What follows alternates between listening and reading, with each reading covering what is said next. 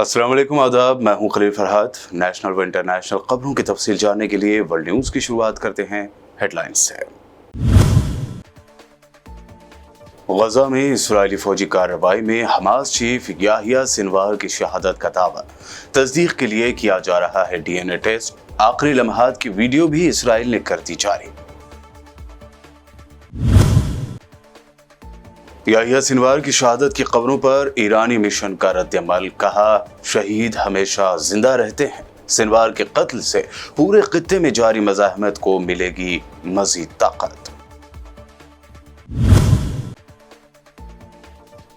Yahya Sinwar की शहादत को अमेरिकी सदर बाइडन ने बताया अमेरिका और दुनिया के लिए अच्छा दिन, तो इस्राएली पीएम नेतन्याहू ने कहा यह गजा जंग के खात्मे का है आगाज।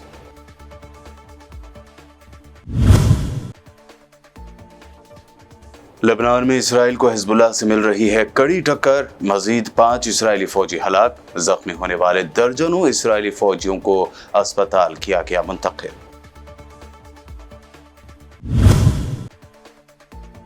उत्तर प्रदेश के बहराइच में बिगड़ती लॉ एंड ऑर्डर सूरत हाल पर कांग्रेस ने बीजेपी को घेरा। संजय सिंह ने भी कहा, नफरत फैलाकर यूपी का इलेक्शन जीतना चाहती है बीजेपी। और महाराष्ट्र में असेंबली इलेक्शन से पहले कांग्रेस ने बीजेपी के बड़े घोटाले का किया पर्दाफाश। कहा, चंदा लेकर धंधा कर रही है महाराष्ट्र की बीजेपी सरकार, जिसने किया है 10,000 करोड़ का स्कैम। और अब पेश है खबरों की तफसील।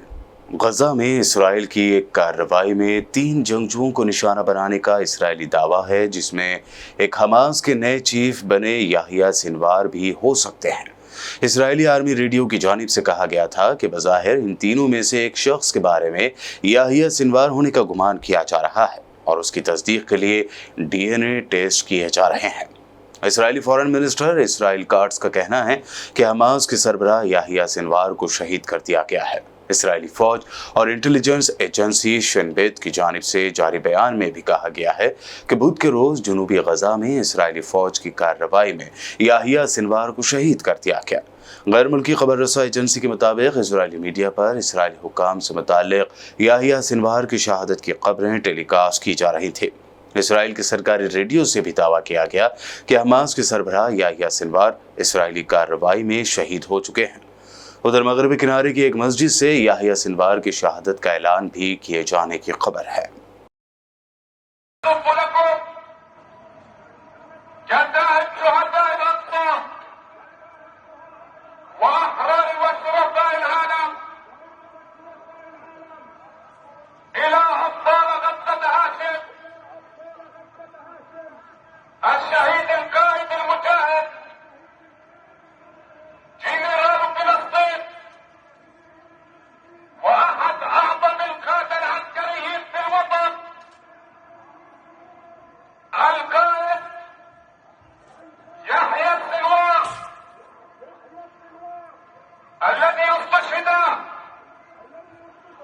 उधर इस्राएली फौज ने हमास के सरबराह याहिया सिनवार की शहादत से पहले आखिरी लम्हात की वीडियो जारी करने का दावा किया है। CNN की जानिब से जारी बयान में कहा गया है कि इसराइल की डिफेंस फोर्स IDF ने याहिया सिनवार पर हमले के वक्त की एडिटेड वीडियो जारी की है। IDF की जारी करदा वीडियो में देखा जा सकता है कि एक शख्स तबाहाल इमारत में जख्मी हालत में सोफे पर बैठा है और एक ड्रोन कैमरा उसकी जानिब बढ़ता है। इसराइली मीडिया के मुताबिक ये याहिया सिनवार हैं जो ड्रोन कैमरे को देखकर जख्मी होने के बावजूद लकड़ी के टुकड़े से ड्रोन पर हमला कर देते हैं। ड्रोन कैमरे से जख्मी शख्स को देखने के बाद इस्राएली फोर्स ने इमारत पर शदीद बमबारी कर दी, जिसमें याहिया सिनवार की शहादत होने का दावा किया गया। याहिया सिनवार के बारे में सामने आने वाली खबरों के बाद ईरान ने कहा है कि शहीद हमेशा जिंदा रहते हैं।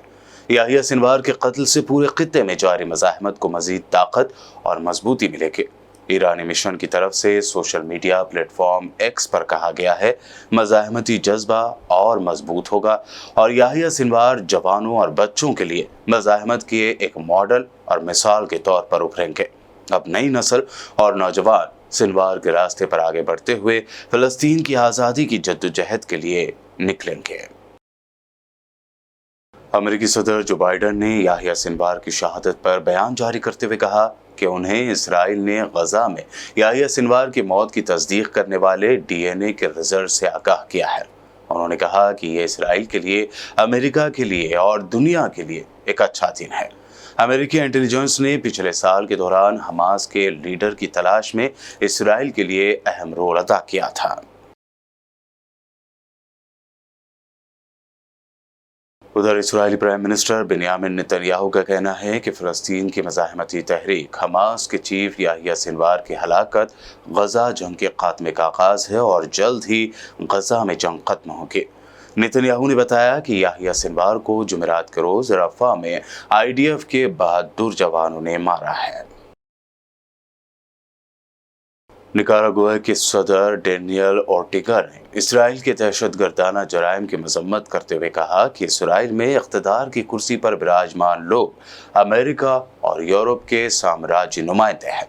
सदर ओर्टेगा ने नेतन्याहू का मवाजना नाजी जर्मनी के साबिक रहनुमा एडोल्फ हिटलर से किया और कहा कि दहशतगर्दी की सियासत में मुलव्विस होने की वजह से उन्हें शैतान का बेटा कहा जा सकता है। हिजबुल्लाह के खिलाफ ग्राउंड ऑपरेशन शुरू करने वाले इसराइल को लगातार बड़े झटके मिलते हैं। उसके फौजियों की हलाकत के रूप में ये झटके मिलते जा रहे हैं। अब साउथ लेबनान में लड़ाई के दौरान मजीद 5 इसराइली फौजी मारे गए हैं। इसराइली फौज ने एक बयान में कहा कि साउथ लेबनान में लड़ाई के दौरान 5 फौजी हलाक और मुतअद्दिद शदीद जख्मी हो गए हैं। इसराइली फौज का कहना है कि साउथ लेबनान और गजा की पट्टी में लड़ाई में 9 फौजी भी शदीद जख्मी हुए हैं। तमाम जख्मियों को अस्पताल मुंतकिल कर दिया गया है।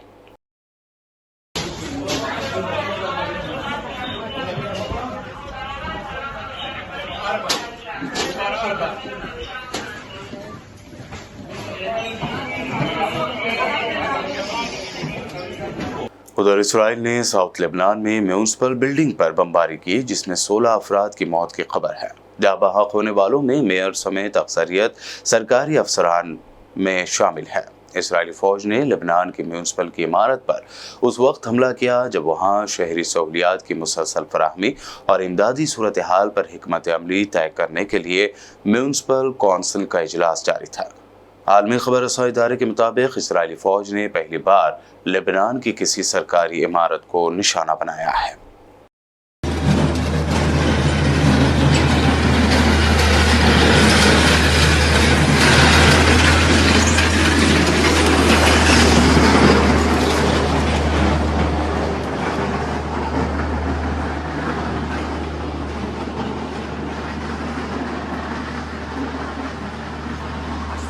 यमन के हौसी बागियों के खिलाफ अमेरिका ने बड़ी कार्रवाई की है। अमेरिकी डिफेंस सेक्रेटरी लॉयड ऑस्टिन ने कहा है कि अमेरिका B-2 बमबार तैयारों ने यमन में हौसी बागियों के हथियारों के जेर जमीन जखीरों पर बमबारी की है। गैर मुल्की मीडिया रिपोर्ट्स के मुताबिक अमेरिकी डिफेंस चीफ ने कहा कि अमेरिकन आर्मी ने यमन में ईरान से जुड़े हौसी ग्रुप के जेर कंट्रोल इलाकों में मुतअद्दिद अहदाफ पर बिल्कुल ठीक बमबारी की है।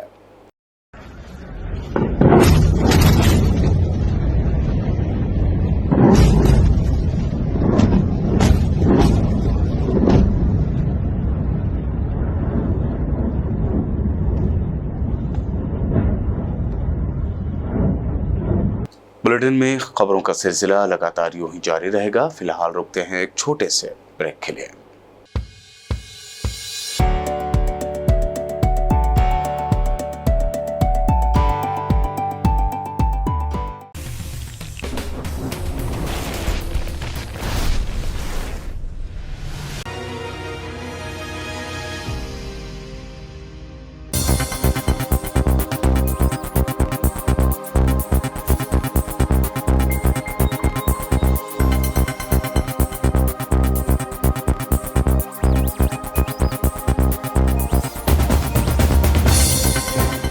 ब्रेक के बाद आगे बढ़ते हैं और अब देखते हैं मज़ीद अहम खबरें। उत्तर प्रदेश के बहराइच में वायलेंस के दौरान गोपाल नामी हिंदू शख्स के कत्ल के इल्जाम में यूपी पुलिस ने मुलजिमीन का इनकाउंटर करने का दावा किया है।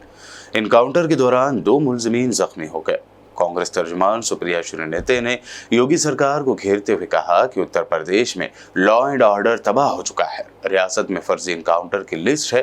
इस इनकाउंटर पर सवाल उठाते हुए सुप्रिया श्रीनेते ने कहा, मुझे लगता है कि जिस रियासत में एडीजी लॉ एंड ऑर्डर को दंगों के 48 घंटे बाद भी हथियार लेकर घूमना पड़े, उसका मतलब है कि वो लॉ एंड ऑर्डर तबाह हो चुका है। हम यूपी में अमन बहाल करने की अपील करते रहे हैं। दूसरी जानिब आम आदमी पार्टी लीडर संजय सिंह ने प्रेस कॉन्फ्रेंस में यूपी के बहराइच समेत दीगर इलाकों में लॉ एंड ऑर्डर की बिगड़ती सूरत हाल पर सवाल उठाए। उन्होंने पीएम मोदी, अमित शाह और योगी आदित्यनाथ पर जमकर तनकीद की। उन्होंने कहा कि नफरत फैलाकर यूपी का इलेक्शन जीतना चाहती है बीजेपी। बार बार डबल इंजन की सरकार में प्रधानमंत्री जी हों, आदरणीय नरेंद्र मोदी जी, देश के गृह मंत्री हों अमित शाह जी, उत्तर प्रदेश के मुख्यमंत्री हों योगी आदित्यनाथ जी, बार बार दावा करते हैं एकदम कि यूपी में कानून व्यवस्था बिल्कुल मजबूत है। यूपी के अंदर कानून व्यवस्था से कोई छेड़छाड़ नहीं हो सकती। यूपी में बिल्कुल सख्त कानून व्यवस्था है। और एक बार तो देश के गृह मंत्री ने कहा कि रात को 12 बजे भी महिलाएं निर्भीक होकर घूम सकती हैं उत्तर प्रदेश में, इतनी अच्छी कानून व्यवस्था है। अगर कानून व्यवस्था अच्छी है तो क्या हो रहा है बहराइच के अंदर, क्या हो रहा है देवरिया में, क्या हो रहा है उत्तर प्रदेश के अंदर?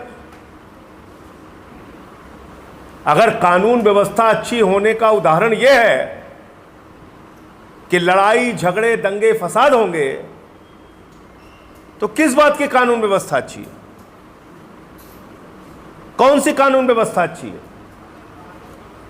भारतीय जनता पार्टी वो पार्टी है जब जब इस देश के अंदर चुनाव हारती है, चुनावी ताकत उनकी कमजोर होती है, नफरत फैलाते हैं, झगड़े कराते हैं।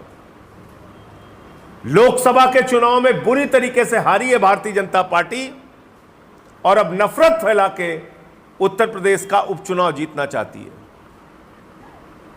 नफरत फैला के चुनावी राजनीति में सफलता लेना चाहती है। और ये मैं आज की बात नहीं कर रहा हूं, ये भारतीय जनता पार्टी का इतिहास है, झगड़े करा के फसाद करा के चुनावी राजनीति में सफलता लेना है। चाहे वो मुजफ्फरनगर हो, चाहे अलीगढ़ हो, चाहे अब बहराइच हो, देवरिया हो। नफरत फैलाओ और राज करो, झगड़ा कराओ और राज करो, फसाद कराओ और राज करो। यह भारतीय जनता पार्टी का फॉर्मूला हो गया, क्योंकि स्कूल बनाना नहीं है। महाराष्ट्र असेंबली इलेक्शन से ठीक 1 महीने पहले रियासत में एक बड़े घोटाले का कांग्रेस ने पर्दाफाश किया है। कांग्रेस ने बरसर इख्तियार बीजेपी पर 10,000 करोड़ के घोटाले का इल्जाम लगाया है। सीनियर कांग्रेस लीडर पवन खेड़ा का दावा है कि महाराष्ट्र में एनडीए हुकूमत ने 10,000 करोड़ की डकैती कराई है। पवन खेड़ा ने कंपनी का नाम लिए बगैर कहा कि बीजेपी चंदा लेकर धंधा कर रही है। ये जो प्रीपेड चंदा और पोस्टपेड धंधा हम आपको दिखाए हैं, पहले भी कई बार हमने इलेक्टोरल बॉन्ड्स के विषय में बताया है आपको कि कैसे चंदा दो धंधा लो की एक स्कीम चल रही थी और उसको सुप्रीम कोर्ट ने आकर रोक दिया। और जब से सुप्रीम कोर्ट ने इस चंदा दो धंधा लो स्कीम को रोका, तब से अब नई नई स्कीम्स लगाई जा रही हैं कि अब पैसा कैसे बटोरें, अब धन कैसे एकत्रित करें, अब कैसे लूटें। मापदंड होते हैं। हम भी सरकार में 15 साल मैं रहा हूं। टेंडर्स जब निकलते हैं इंफ्रास्ट्रक्चर के टेंडर्स निकलते हैं, उसके मापदंड होते हैं और वो मापदंड कई गाइडलाइंस को दिमाग में रखते हुए, उसमें सीवीसी है, उसमें तमाम अलग अलग गाइडलाइंस हैं जिनको दिमाग में रखते हुए बनाए गए हैं। उन तमाम मापदंडों को किस तरह से बदला गया, एक मापदंड का मैं आपको उदाहरण दूं कि ये जो प्रोजेक्ट्स हैं, किसी भी एक कंपनी को 2 से ज्यादा पैकेज या प्रोजेक्ट्स नहीं मिल सकते। ये एक मापदंड है, स्पष्ट मापदंड है, MSRDC का मापदंड है, Maharashtra state road development corporation का। लेकिन एक कंपनी को 4, दूसरी कंपनी को 4, ये 8 प्रोजेक्ट्स जो मैं आपके सामने लाया हूं, 8 पैकेजेस जो मैं आपके सामने लाया हूं, ये 8 पैकेजेस 2 कंपनियों में बांट दिए गए। मापदंड था 4 कंपनीज को आप दे सकते हो, क्योंकि एक कंपनी सिर्फ 2 पैकेज ले सकती है, लेकिन यहां एक कंपनी ने 4 पैकेज ले लिए। ये आपको मैंने पहला मापदंड कैसे हटाया गया वो दिखाया। एक और मापदंड था कि कंपनी को सुरंग बनाने का अनुभव होना चाहिए। आप हैरान होंगे, इन प्रोजेक्ट्स में सुरंग बनाने का काम सिर्फ 10% है, लेकिन प्रोजेक्ट का नाम सुरंग के नाम से कर दिया ताकि इन कंपनीज को आप क्वालिफाई कर सको, इनको आप काम दिलवा सको। बाबा सिद्दीकी शूटआउट केस में लगातार चौंकाने वाले इंकशाफात होते जा रहे हैं। वहीं पुलिस इस मामले में 2 फरार मुलजमीन शिव कुमार गौतम और ज़ीशान अख्तर के खिलाफ लुकआउट सर्कुलर कर चुकी है। इस दरमियान बाबा सिद्दीकी के बेटे ज़ीशान सिद्दीकी ने कहा है कि उनके वालिद और एनसीपी लीडर बाबा सिद्दीकी के कत्ल को किसी भी तरह का सियासी रंग न दिया जाए, बल्कि उनके खानदान को इंसाफ मिलना चाहिए। उन्होंने एक्स पर पोस्ट करते हुए लिखा कि आज मेरा खानदान टूट गया है, लेकिन मेरे वालिद की मौत को सियासत से ना जोड़ा जाए, हमें सिर्फ इंसाफ चाहिए। जम्मू कश्मीर के मुस्तकबिल को ध्यान में रखते हुए सीएम उमर अब्दुल्ला की सदारत में जम्मू कश्मीर कैबिनेट ने रियासत का दर्जा बहाल करने की तजवीज़ पास करते हुए बड़ा कदम उठाया है, लेकिन आर्टिकल 370 और 35A के सियासी तौर से मुतनाज़ा मुद्दे के बारे में बात नहीं हुई। ज़राए के मुताबिक जुमेरात 17 अक्टूबर को अपनी पहली मीटिंग के दौरान जम्मू कश्मीर कैबिनेट ने मरकज़ की मोदी हुकूमत से रियासत का दर्जा बहाल करने की दरख्वास्त करते हुए एक तजवीज़ पास की है। तजवीज़ का मसवदा तैयार कर लिया गया है और सीएम कुछ दिनों में वज़ीर आज़म नरेंद्र मोदी को तजवीज़ का मसवदा सौंपने के लिए नई दिल्ली जाएंगे, जिसमें उनसे जम्मू कश्मीर को रियासत का दर्जा दोबारा बहाल करने की दरख्वास्त की जाएगी। और अब आखिर में हेडलाइंस पर डालते हैं एक और नजर। गजा में इस्राएली फौजी कार्रवाई में हमास चीफ याहिया सिनवार की शहादत का दावा। तस्दीक के लिए किया जा रहा है DNA टेस्ट। आखिरी लम्हात की वीडियो भी इस्राएल ने कर दी जारी। याहिया सिनवार की शहादत की खबरों पर ईरानी मिशन का रद्द-ए-अमल, कहा शहीद हमेशा जिंदा रहते हैं। सिनवार के कत्ल से पूरे खित्ते में जारी मज़ाहमत को मिलेगी मजीद ताकत। याहिया सिनवार की शहादत को अमेरिकी सदर बाइडेन ने बताया अमेरिका और दुनिया के लिए अच्छा दिन, तो इस्राएली पीएम नेतन्याहू ने कहा यह गजा जंग के खात्मे का है आगाज।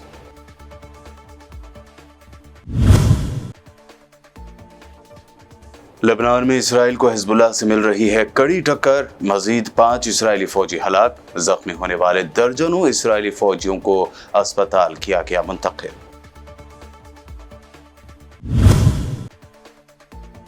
उत्तर प्रदेश के बहराइच में बिगड़ती लॉ एंड ऑर्डर सूरत हाल पर कांग्रेस ने बीजेपी को घेरा। संजय सिंह ने भी कहा नफरत फैलाकर यूपी का इलेक्शन जीतना चाहती है बीजेपी। और महाराष्ट्र में असेंबली इलेक्शन से पहले कांग्रेस ने बीजेपी के बड़े घोटाले का किया पर्दाफाश। कहा चंदा लेकर धंधा कर रही है महाराष्ट्र की बीजेपी सरकार, जिसने किया है 10,000 करोड़ का स्कैम। वर्ल्ड न्यूज में अभी आपने देखी अब तक की अहम नेशनल व इंटरनेशनल न्यूज। देखते रहिए BPN चैनल।